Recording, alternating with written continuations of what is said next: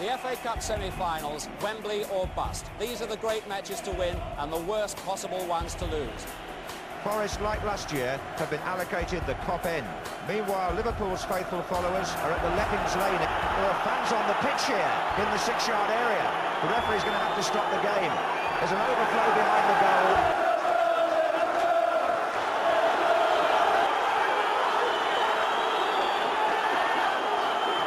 I can only assume that there was overcrowding, and as they tried to come out from behind the barriers, people at the front were crushed. Why? Why didn't the FA give us the big ends? Why? They open the gates and they just let us walk in. You are the eyes of the world. You are our eyes. There's at least 50 people dead tonight. Well, this was to have been a sports programme. You will understand that on a day of such momentous tragedy, it would be inappropriate to show football action. Time has gone by, but you know the scars will never ever be healed. It's, you know, and the fans will never ever forget it.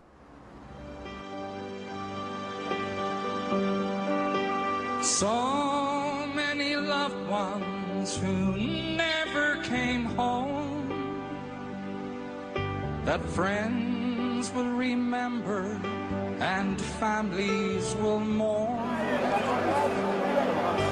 Some grieve together and some grieve alone.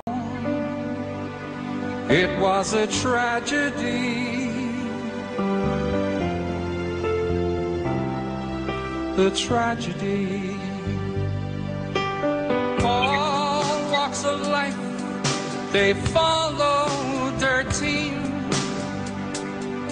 They were old, they were young, and those in their teens. And God, when they died, what a terrible thing. It was a tragedy,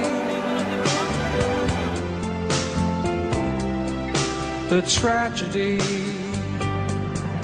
But they will never be forgotten, and we will never let them be.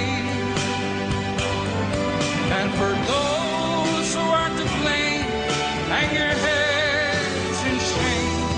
Only then will their spirits be free.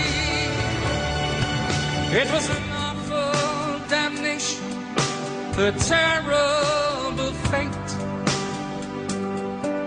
If a lesson's been learned, it's a lesson too late. Just look at the cost, 96 lives on this date. It was a tragedy, the tragedy. But they will never be forgotten, and we will never let them be. And when those who are to blame hang their heads in shame, only then will their spirits be free. So many loved ones who never came home,